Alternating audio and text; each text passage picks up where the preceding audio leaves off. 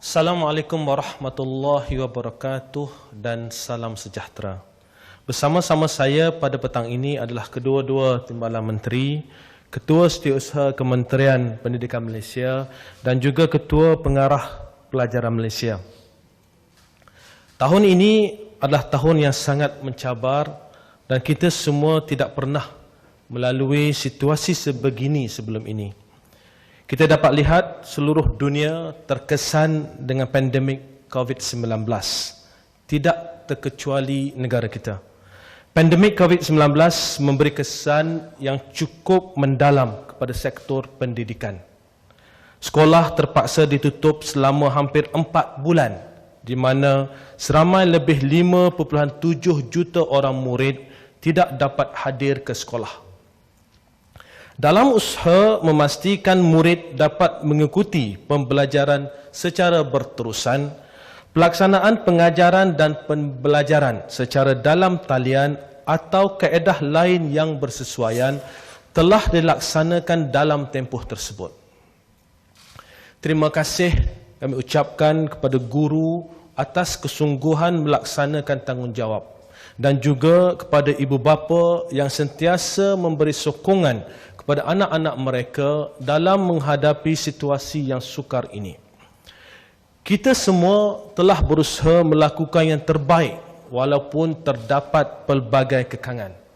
Namun kami sedar terdapat kelemahan dalam pelaksanaan pembelajaran secara dalam talian. Kaedah home-based learning adalah sesuatu yang baharu dalam kalangan guru, murid dan ibu bapa. Selain itu, ramai dalam kalangan murid tidak dapat mengikuti pembelajaran secara dalam talian kerana akses kepada teknologi komunikasi yang terhad. Ini menyebabkan keberkesanan pengajaran dan pembelajaran yang berasaskan home-based learning agak terhad jika dibandingkan dengan kaedah secara bersemuka. Jika situasi ini berterusan, murid akan menghadapi kesukaran untuk mencapai tahap penguasaan minimum dalam setiap mata pelajaran yang diikuti. Ini akan memberi kesan kepada minat dan motivasi murid untuk terus mengikuti pengajaran dan pembelajaran. Hubungan murid dengan sekolah juga akan terkesan kerana mereka telah terasing dari suasana persekolahan untuk satu tempoh yang panjang. Kami yakin murid, ibu bapa dan guru menyedari betapa perlunya sekolah dibuka semula bagi membolehkan pengajaran dan pembelajaran secara bersemuka dapat dilaksanakan dalam keadaan selamat. Susulan itu berdasarkan pandangan Kementerian Kesihatan Malaysia KKM dan Majlis Keselamatan Negara MKN, sekolah telah dibuka semula untuk murid kelas peperiksaan awam pada 24 Jun yang lalu. Hari ini, genap seminggu, murid tingkatan 5 dan 6 kembali ke sekolah dengan kehadiran yang memberangsangkan. Sejak sekolah dibuka, purata kehadiran murid di seluruh negara adalah 92.4%. Hari ini juga merupakan hari pertama murid prasekolah, tadika dan tabika kerajaan serta swasta kembali ke sekolah. Alhamdulillah, anak-anak kita dapat kembali belajar secara bersemuka dengan kebiasaan baharu di sekolah. Dari segi pemantauan, kami dapati semua sekolah mematuhi garis panduan. Guru dan murid nampaknya begitu teruja dan bersemangat ke sekolah. Ibu bapa melalui Persatuan Ibu Bapa dan Guru PIBG dan Kumpulan Sokongan Ibu Bapa KSIB turut memberi dukungan dan bantuan kepada pihak sekolah. Bagi memantau kesiapsiagaan sekolah, KPM telah menggerakkan Jawatan Kuasa Pengurusan Pembukaan Semula Sekolah JPPSS di peringkat kementerian, Jabatan Pendidikan Negeri JPN dan Pejabat Pendidikan Daerah PPD. Kami sentiasa memberi keutamaan kepada kesihatan dan keselamatan murid, guru dan warga sekolah sepanjang mereka berada di sekolah. Di samping itu, Bilik Gerakan Pembukaan Semula Sekolah telah beroperasi mulai 17 Jun 2020. Petugas di bilik gerakan ini akan memberi penjelasan ke atas sebarang persoalan berkaitan pembukaan semula sekolah. Pada 10 Jun 2020, kami memaklumkan bahawa pembukaan semula sekolah bagi murid selain daripada kelas peperiksaan awam akan dilaksanakan secara berperingkat berdasarkan nasihat KKM dan MKN. Tentunya ibu bapa tertanya-tanya, bagaimanakah situasi persekolahan anak-anak apabila sekolah dibuka sepenuhnya kelak? Untuk makluman, ruang dan kapasiti setiap sekolah adalah berbeza. Setelah mengambil kira aspek penjarakan sosial, ada sekolah yang dapat menampung kehadiran murid seperti biasa dan ada juga yang sebaliknya. Oleh yang demikian, pengoperasian sekolah perlu dilaksanakan dengan menggunakan pendekatan berbeza mengikut kapasiti dan keupayaan masing-masing. Berdasarkan analisis dan perincian yang telah dilaksanakan, KPM telah mengenal pasti 3 model pengoperasian pembukaan penuh sekolah yang perlu dijadikan panduan oleh pentadbir sekolah mengikut kesesuaian dan situasi di sekolah masing-masing. Model pertama adalah model 1 sesi. Model ini ialah untuk sekolah yang mempunyai bilik darjah atau ruang yang mencukupi bagi menempatkan semua murid dalam satu sesi setelah mengambil kira penjarakan sosial. Model kedua adalah model 2 sesi. Model ini adalah untuk sekolah sedia ada yang telah beroperasi secara 2 sesi ataupun sekolah 1 sesi yang kini perlu beroperasi secara 2 sesi kerana tidak mempunyai ruang yang mencukupi bagi menempatkan semua murid dengan mengambil kira penjarakan sosial. Model ketiga adalah model penggiliran. Model ini adalah untuk sekolah yang tidak mempunyai ruang mencukupi bagi menempatkan semua murid walaupun dengan melaksanakan model 2 sesi. Kebanyakan sekolah di dalam kategori ini adalah sekolah yang terletak dalam kawasan berkepadatan penduduk yang tinggi. Bagi model penggiliran untuk sekolah menengah, murid tingkatan 5 dan 6 perlu hadir ke sekolah setiap hari. Manakala kehadiran murid tingkatan 1 hingga tingkatan 4 perlu dibuat secara bergilir-gilir mengikut kelas atau aliran tertentu. Pihak sekolah hendaklah menentukan bentuk penggiliran yang sesuai berdasarkan keperluan murid. Contohnya, jika sekolah mempunyai ruang yang mencukupi, murid tingkatan 4 akan turut hadir setiap hari. Keutamaan diberi sebagai persediaan untuk menduduki peperiksaan SPM pada tahun hadapan. Bagaimana pula model penggiliran bagi murid sekolah rendah? Murid tahun 1 hingga tahun 6 boleh hadir secara bergilir-gilir mengikut kelas atau tahap. Dalam hal ini, pihak sekolah yang menentukan bentuk penggiliran bersesuaian.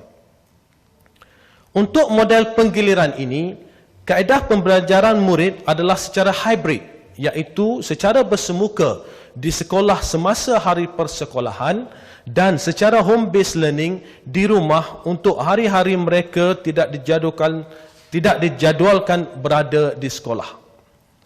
Maklumat senarai sekolah mengikut model yang telah ditetapkan akan dimaklumkan oleh KPM selewat-lewatnya seminggu sebelum sekolah dibuka semula sepenuhnya. Sudah tentu ada dalam kalangan ibu bapa atau penjaga bagi murid di sekolah berasrama yang bimbang akan keselamatan anak-anak mereka apabila tinggal di asrama kelak. Usah khawatir, kami telah mendapatkan pandangan KKM mengenai langkah-langkah keselamatan di asrama sekolah. Pembukaan semula sekolah berasrama akan dilaksanakan mengikut kapasiti asrama sekolah masing-masing. Asrama yang mempunyai kapasiti yang mencukupi setelah mengambil kira penjarakan sosial akan beroperasi seperti biasa. Manakala, bagi asrama yang mempunyai kapasiti ruang terhad setelah mengambil kira penjarakan sosial, pada peringkat awal, hanya sebahagian murid sahaja dapat tinggal di asrama. Antara kekangan utama adalah penggunaan katil 2 tingkat atau double decker. Kami telah meneliti perkara ini bersama-sama KKM. Mengikut saranan KKM, pada peringkat awal kemasukan, murid hanya menggunakan katil bawah sahaja. Namun, selepas tempoh 14 hari, kumpulan murid baharu dibenarkan masuk ke asrama dengan menempatkan murid sedia ada di katil atas, manakala murid baharu di katil bawah. Prosedur ini diteruskan sehingga semua murid dapat kembali di asrama. Setelah mengambil kira saranan KKM, secara umumnya, untuk asrama yang menggunakan katil 2 tingkat, semua murid dijangka dapat kembali ke asrama dalam tempoh 28 hingga 42 hari daripada 24 Jun 2020, mengambil kira pusingan 14 hari. Tempoh untuk kembali ke asrama ini bergantung kepada bilangan murid dan akan ditetapkan oleh pihak sekolah. Sudah pasti guru, murid dan ibu bapa tertanya-tanya bilakah tarikh pembukaan penuh sekolah. Berdasarkan penilaian ke atas kesiapsiagaan dan persiapan pembukaan semula sekolah, kami yakin bahawa semua sekolah telah bersedia untuk dibuka semula. Pentadbir sekolah juga telah membuat perancangan teliti bagi menguruskan kemasukan murid sepenuhnya. Namun, dalam membuat keputusan mengenai pembukaan semula sekolah, KPM sentiasa merujuk kepada KKM dan MKN. Berdasarkan situasi semasa penularan wabak COVID-19, KKM dan MKN bersetuju bahawa pembukaan penuh sekolah boleh dilaksanakan dalam tempoh terdekat. Setelah mengambil kira saranan KKM dan MKN, KPM menetapkan supaya pembukaan semula sekolah untuk murid bukan kelas peperiksaan awam dilaksanakan secara berperingkat. Bagi sekolah menengah, murid tingkatan 1 hingga tingkatan 4 serta murid kelas peralihan akan kembali ke sekolah bermula pada hari Rabu 15 Julai 2020. Untuk sekolah rendah pula, murid tahun 5 dan tahun 6 akan kembali ke sekolah pada hari Rabu 15 Julai 2020. Manakala tarikh pembukaan semula sekolah bagi murid tahun 1 hingga tahun 4 adalah pada hari Rabu 22 Julai 2020. Bagaimana pula dengan kemasukan murid tingkatan 6 semester 1 tahun 2020? Untuk makluman, keputusan penawaran kemasukan calon lepasan SPM 2019 ke tingkatan 6 semester 1 tahun 2020 boleh disemak mulai hari ini melalui portal KPM. Murid akan mendaftar pada hari Rabu 15 Julai 2020. Tarikh pembukaan semula sekolah ini terpakai kepada semua sekolah kerajaan, sekolah bantuan kerajaan, sekolah swasta, sekolah antarabangsa dan mana-mana institusi pendidikan yang berdaftar dengan KPM. Bagi sekolah yang tidak berdaftar dengan KPM pula, mereka juga disaran untuk mengikut tarikh pembukaan penuh sekolah yang telah ditetapkan. Kami juga banyak menerima pertanyaan, bilakah pusat tuition, pusat bahasa, pusat perkembangan dan sebagainya boleh dibuka semula.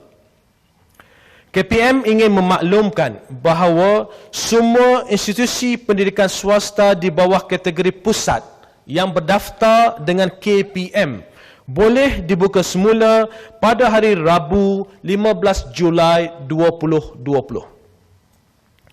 Saudara-saudari, tahun 2020 merupakan tahun yang cukup mencabar bagi KPM. Pandemik COVID-19 merupakan satu situasi yang tidak pernah berlaku sebelum ini. Oleh yang demikian, penyelesaian untuk isu yang timbul sepanjang tempoh ini tentunya memerlukan pendekatan atau kaedah yang luar dari kebiasaan. Sebagai contoh, meminda takwim persekolahan tahun 2020 merupakan satu cabaran yang amat besar bagi KPM. Bak kata pepatah, ditelan mati emak, diluah mati bapa. Selama ini, takwim persekolahan setiap tahun hampir sama coraknya. Namun, tahun ini keadaannya cukup berbeza. Seperti mana saya jelaskan pada awal tadi, KPM mendapati pengajaran dan pembelajaran murid secara dalam talian dan secara home based learning adalah kurang berkesan berbanding secara bersemuka. Dalam membuat keputusan kompleks sebegini, kami perlu merancang dengan teliti. Kami mesti melihat secara menyeluruh dalam jangka sederhana dan dalam jangka panjang. Perancangan yang dibuat tidak boleh hanya tertumpu untuk tahun ini sahaja. Ini kerana kesan pandemik COVID-19 kepada sektor pendidikan tidak boleh diselesaikan dalam tempoh yang singkat. Apa yang menjadi keutamaan adalah untuk memastikan murid mempunyai tempoh pembelajaran yang mencukupi sebagai persediaan untuk tahun berikutnya. Memandangkan peperiksaan SPM tahun 2020 dijadualkan bermula pada minggu pertama Januari 2021, KPM telah mengambil kira keperluan untuk mengatur semula pelbagai aspek logistik bagi tujuan peperiksaan tersebut. Ini termasuklah memperincikan tarikh permulaan sesi persekolahan tahun 2021 bagi memastikan sesi persekolahan pada tahun hadapan berjalan lancar. Perkara ini akan dimuktamadkan dalam takwim penggal dan cuti persekolahan tahun 2021. Ibu bapa, guru dan murid yang dikasihi, kami memohon jasa baik semua untuk sama-sama bekerjasama dengan KPM bagi memastikan pembukaan semula sekolah bagi semua murid akan dapat berjalan dengan lancar dan anak-anak kita dapat bersekolah dalam keadaan yang selamat. Percayalah, kami di KPM akan terus berikhtiar bersungguh-sungguh dalam menjalankan amanah yang diberikan kepada kami untuk memastikan generasi masa depan negara mendapat pendidikan yang terbaik. Setiap keputusan yang dibuat adalah bertunjangkan kepada asas-asas yang kukuh dengan mengambil kira kepentingan guru, murid dan ibu bapa bagi memastikan usaha untuk melahirkan generasi masa hadapan yang seimbang dari segi intelek, rohani, emosi dan jasmani dapat dicapai. Berakit-rakit ke hulu, berenang-renang ke tepian, bersakit-sakit dahulu, bersenang-senang kemudian. Sekian, Assalamualaikum warahmatullahi wabarakatuh. Ada soalan, silakan. Syukur Datuk.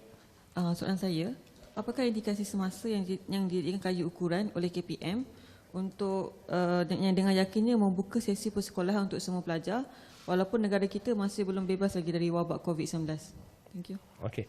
Apakah justifikasi yang digunakan oleh KKM? Ya? Seperti mana saya jelaskan tadi, setiap keputusan yang kami di KKM ambil untuk membuka apa sahaja peringkat persekolahan, ya, kita berbincang dengan mendalam, dengan teliti bersama-sama dengan pihak KKM dan juga pihak MKN. Ya.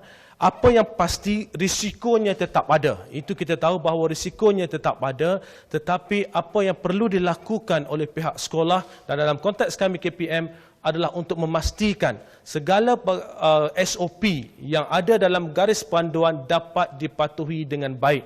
Ya, sebab itulah jika dilihat di sekolah-sekolah, penekanan yang diberikan adalah terutamanya dalam aspek social distancing atau penjarakan sosial dan juga dalam aspek kebersihan dan keselamatan anak-anak di sekolah.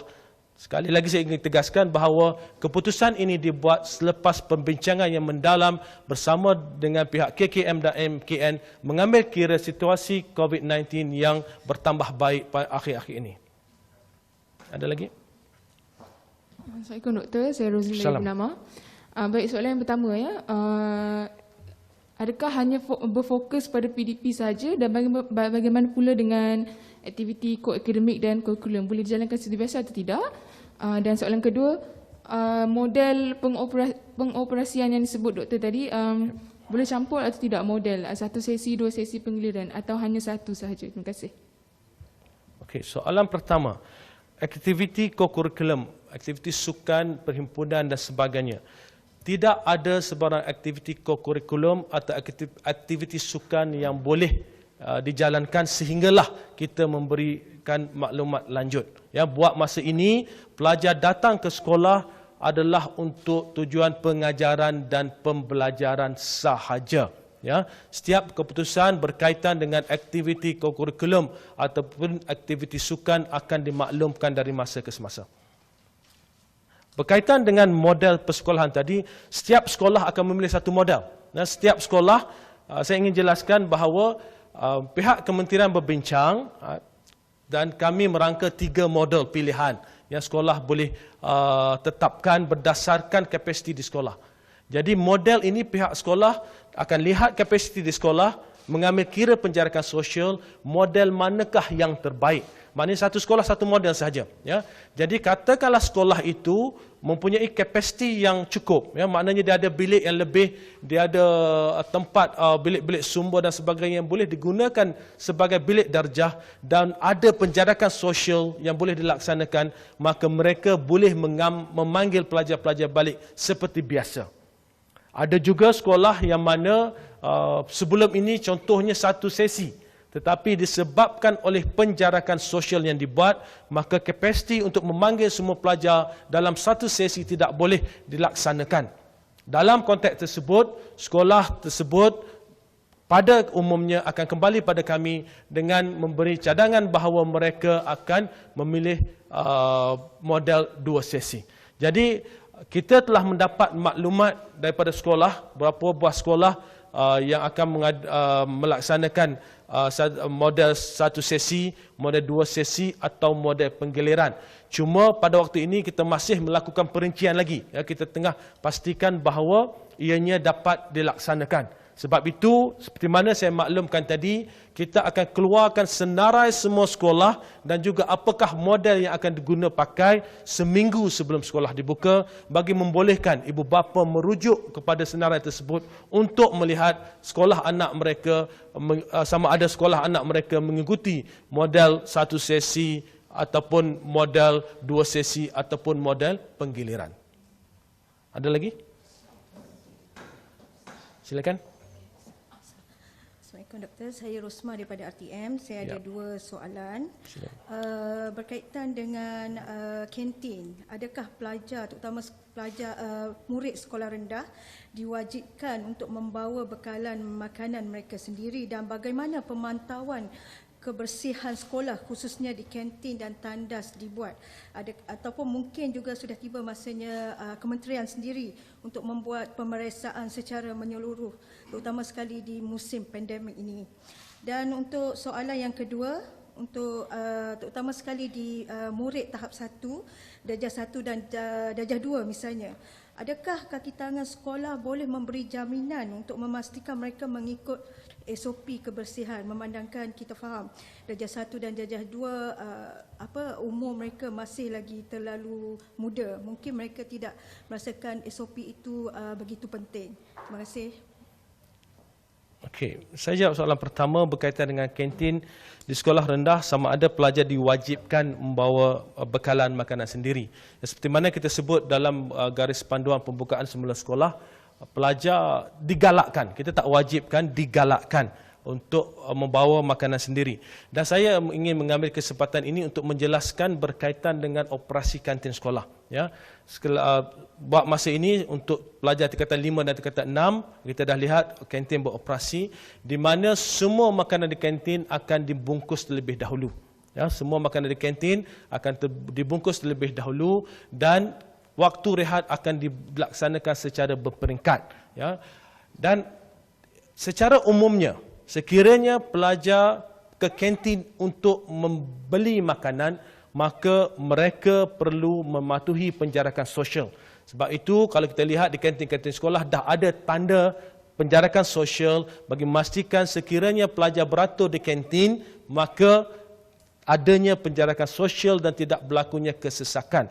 Namun berdasarkan tinjauan kami ke sekolah-sekolah, ada sekolah yang mengambil pendekatan yang sedikit berbeza. Ya, ada sekolah yang melakukan pre-order, pre-booking siap-siap kepada pihak kantin. Pihak kantin menyediakan makanan yang diorder oleh pelajar, ditempah oleh pelajar dan makanan ini dihantar ke bilik darjah. Jadi ada pelbagai kaedah. Tetapi prinsip asas yang perlu dipatuhi oleh setiap sekolah adalah dalam sebarang pergerakan di kantin mesti ada penjarakan sosial dan makanan-makanan di kantin mesti dibungkus. Itu prinsip asas yang semua sekolah perlu patuhi. Yang kedua adalah berkaitan dengan sama ada murid di tahun 1 dan tahun 2 dapat mengikuti apakah kaedah-kaedah SOP yang telah yang perlu dilaksanakan. Saya berkesempatan untuk melawat pelajar prasekolah yang memulakan persekolahan pagi ini dan alhamdulillah kita lihat dengan keadaan susunan meja yang teratur dengan adanya penjarakan sosial, pengawalan murid dalam bilik darjah adalah lebih mudah. Ya, maknanya pelajar-pelajar ini duduk di kerusi masing-masing dan apabila mereka duduk di kerusi itu, kita tahu ada penjarakan sosial 1 meter di antara satu sama lain. Dan kami yakin di KPM insya-Allah ya, guru-guru dengan kerjasama ibu bapa berpesan kepada anak-anak dan kami yakin anak-anak di tahun 1 dan tahun 2 akan turut sama dapat mengikuti segala garis panduan yang telah ditetapkan. Silakan. Assalamualaikum YB. Soalan saya berkenaan dengan status sekolah tahfiz. Adakah akan dibuka dengan tarikh yang sama, terutamanya sekolah tahfiz yang bukan di bawah KPM? Seperti mana saya sebut dalam ucapan saya tadi, sekolah-sekolah yang berdaftar di bawah KPM perlu mengikuti tarikh yang seperti mana yang kita tetapkan. Manakala sekolah-sekolah yang tidak berdaftar dengan KPM disarankan supaya mematuhi saranan atau mematuhi tarikh yang telah dicadangkan oleh KPM. Okey. Ada lagi? Silakan. Okay, tak apa nak tanya banyak pun tak apa. Azri daripada Bernama TV, saya nak tanya 2 soalan dengan doktor. Satu mengenai kaedah penggiliran seperti yang doktor beritahu tadi, pelajar ada kaedah penggiliran. So bagaimana pula dengan cikgu? Kita tahu ada sekolah sesi pagi dan sesi petang. So mungkin ada guru-guru yang mempunyai anak-anak yang ingin bersekolah sesi pagi atau sesi petang. So mungkin KPM akan memperkenalkan sistem penggiliran juga kepada guru-guru. Dan lagi satu nak tanya kepada doktor, hari ini merupakan hari pertama taska ataupun prasekolah dibuka. Jadi ada setengah taska ataupun prasekolah telah mengenakan kenaikan harga kepada ibu bapa dengan alasan taska perlu mematuhi SOP. Namun hand sanitizer, mask dan juga borang kesihatan murid perlu dibawa sendiri oleh ibu bapa. Jadi pertanyaan ibu bapa, mana rasionalnya kenaikan harga itu? So mungkin itu soalan daripada saya. Terima kasih. Okey, tentang penggiliran guru ya. Apabila sekolah satu sesi dijadikan 2 sesi, maka pihak sekolah bukan sahaja akan menyusun jadual untuk pelajar, tapi pihak sekolah juga akan menyusun jadual untuk guru-guru. Jadi sebab itu saya sebut tadi, pihak sekolah akan membuat perincian tentang bilakah guru akan datang ke sekolah, sama ada sesi pagi atau sesi petang. Dalam konteks ini banyak ditimbulkan persoalan. Bagaimanakah sekiranya guru itu mengajar sekolah sesi pagi, tingkatan di sekolah sesi pagi dan juga mengajar di sebelah petang sebagai contoh. Okey, dalam konteks tersebut pihak sekolah akan melihat situasi tersebut dan memberikan flexibility kepada guru ini untuk datang pada akhir tempoh waktu pagi dan meneruskan pada waktu sesi petang. Jadi ada overlap jumlah dengan tanpa menambah jumlah jam kehadiran ke sekolah, boleh dilaksanakan flexibility supaya ada overlap, dapat mengajar di sebelah pagi towards the hujung-hujung dan seterusnya meneruskan dengan sekolah sebelah petang. Jadi kami yakin insya-Allah banyak kaedah yang boleh dilaksanakan bagi memastikan penggiliran ini dapat dijalankan dengan efektif dan efisien. Dan seterusnya berkaitan dengan harga tadi, ini pertama kali saya mendapat maklumat, let me check berkaitan dengan hal tersebut. Ada lagi? Tak ada? Clear? Okey. Okay, Doktor, apabila sekolah dah dibuka kepada semua murid, sekiranya berlaku jangkitan COVID-19, kita tidaklah minta, na'udzubillah. Tapi sekiranya berlaku, adakah pihak sekolah akan dipertanggungjawabkan dan apakah SOP yang akan dilakukan oleh pihak sekolah jika berlaku jangkitan? Terima kasih. Sekiranya berlaku jangkitan di sekolah, ya, as you said, na'udzubillah, ya, apa yang penting adalah kita akan merujuk kepada KKM langkah-langkah yang kita perlu laksanakan. Ya, pihak KKM akan memberikan langkah-langkah yang perlu pihak sekolah laksanakan dan pihak sekolah akan mematuhi sepenuhnya. Ya, jika berlaku sesuatu, apa sahaja arahan pihak Kementerian Kesihatan berkaitan dengan hal tersebut. Okay, right. Thank you. Assalamualaikum.